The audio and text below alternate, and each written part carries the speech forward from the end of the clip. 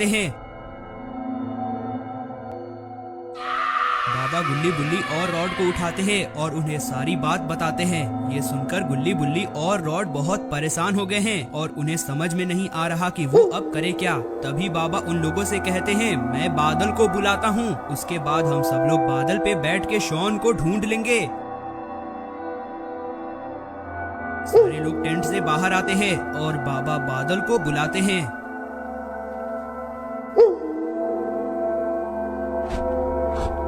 बाबा के बुलाने के थोड़ी देर बाद ही बादल वहां पहुंच जाता है। बादल नीचे उतरता है और बाबा से कहता है, बाबा आपने मुझे बुलाया? बाबा ने बादल से कहा, हाँ हमें शॉन को ढूंढना है, शॉन इस जंगल में कहीं खो गया है। बादल कहता है, ठीक है सभी लोग बैठ जाइए। और इतना कहकर सभी लोग बादल के ऊपर बैठ जाते हैं और सब लोग शॉन को ढूंढने जंगल की ओर जाने लगते हैं। ये लोग जंगल के ऊपर से उड़कर जा रहे हैं, लेकिन इन्हें शॉन कहीं नहीं दिखाई दे रहा।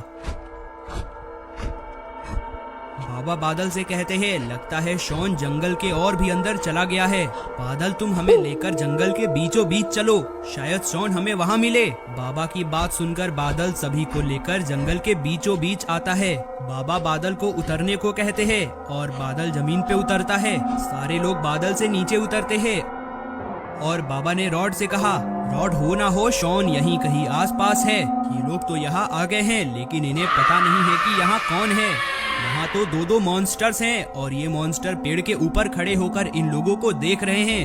दोनों मॉन्स्टर कूदकर इन लोगों के सामने आ जाते हैं। इतने बड़े बड़े दो मॉन्स्टर को देखकर सभी लोग बहुत ज्यादा डर जाते हैं और बाबा के पीछे आकर खड़े हो जाते हैं। गुल्ली ने बाबा से कहा, बाबा बचाइए वरना ये लोग हमें मार देंगे। बाबा ने गुल्ली से कहा, ये लोग हमारा कुछ नहीं कर पाएंगे, मैं इन्हें संभालता हूँ।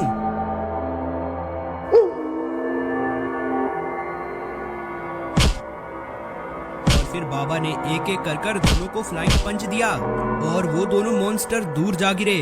उन्हें मारकर बाबा गुल्ली बुल्ली और रॉड की तरफ देखते हैं और उनसे कहते हैं, चलो मेरे पीछे आओ। गुल्ली बुल्ली और रॉड बाबा के पीछे पीछे जा रहे हैं, लेकिन इन्हें अभी तक शॉन कहीं नहीं दिखाई दिया है। इधर बादल जंगल के बीचों बीच खड़ा है।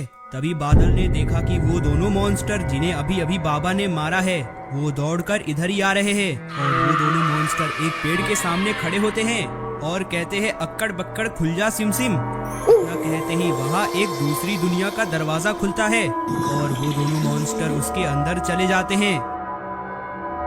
बादल ये सारी चीजें देख लेता है। इधर गुल्ली बुल्ली बाबा और रॉड शॉन को ढूंढते ढूंढते परेशान हो गए हैं और ये लोग अब वापस लौट के बादल के पास जा रहे हैं।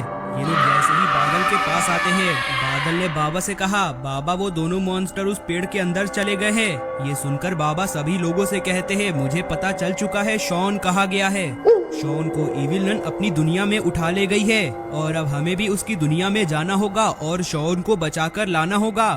बाबा सभी लोगों से कहते हैं, सभी लोग बादल पे बैठ जाओ। हम लोग बादल पे बैठ के दूसरी दुनिया में जा रहे हैं। और सभी लोग बादल पे बैठ जाते हैं।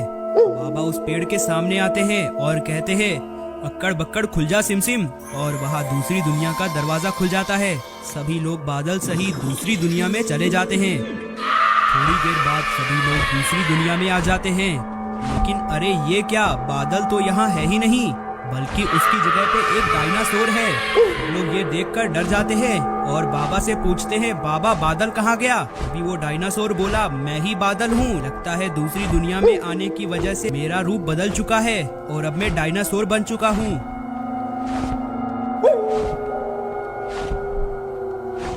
अभी ये लोग बात कर ही रहे थे, तभी बाबा की नजर शॉन पे पड़ती है। ये क्या, इन्होंने तो शॉन को बांध रखा है और शॉन को मारने की तैयारी कर रहे हैं। Evil Nun Bob the Killer और दादाजी द किलर ने अभी तक बाबा गुल्ली बुल्ली और रॉड को यहाँ आए हुए नहीं देखा है, लेकिन हलचल की वजह से उन लोगों ने जब पीछे मुड़के देखा तो उनके होश ही उड़ गए। पीछे तो सारे लोग खड़े हैं। इविल नन बाबा को अपनी दुनिया में देखकर डर गई है और इविल नन को समझ में नहीं आ रहा कि वो अब क्या करे। तभी इविल नन अपनी जादुई शक्तियों से अपनी तीन हमशक्लों को बुलाती है और इविल नन की तीनों हमशक्लें जमीन के अंदर से बाहर निकलती हैं। इविल नन अपनी तीनों हमशक्लों से कहती है, उन लोगों को मार डालो। ये सुनकर तीनों इविल नन की हमशक्लें गुल्ली बुल्ली और बाबा की तरफ बढ़ने लगती हैं। और ये देखकर ड्रैगन बाबा से कहता है, बाबा मेरे अंदर काफी जादुई शक्तियाँ आ चुकी हैं। मैं अपने मुंह से आग निकालकर इन लोगों को मार सकता हूँ। बाबा कहते हैं अगर ऐसी बात है तो इन लोगों को अभी मार डालो। बाबा की बात सुनकर ड्रैगन अपने मुंह से आग निकालकर उन तीनों इविल मैनों को मार देता है। अपनी तीनों हमशक्लों की मौत को देखकर इविल नन और हंस रही है, क्योंकि इधर दादाजी द किलर रॉड को पकड़ने आ चुके हैं और दादाजी द किलर रॉड को पीछे से पकड़ लेते हैं और उसे चुपके से उठाकर इविल नन के पास ले जाते हैं। बाबा ये देख लेते हैं और बाबा को समझ में नहीं आ रहा कि उन्होंने रॉड को क्यों किडनैप किया है। इविल नन रॉड को अपनी गैंग में शामिल करना चाहती है और इविल नन यही करती है। इविल नन एक इंजेक्शन निकालती है और रॉड को लगा देती है। इंजेक्शन लगते ही रॉड वहीं बेहोश हो जाता है। लगता है इविल नन ने रॉड को कोई जादुई इंजेक्शन दिया है। रॉड का शरीर धीरे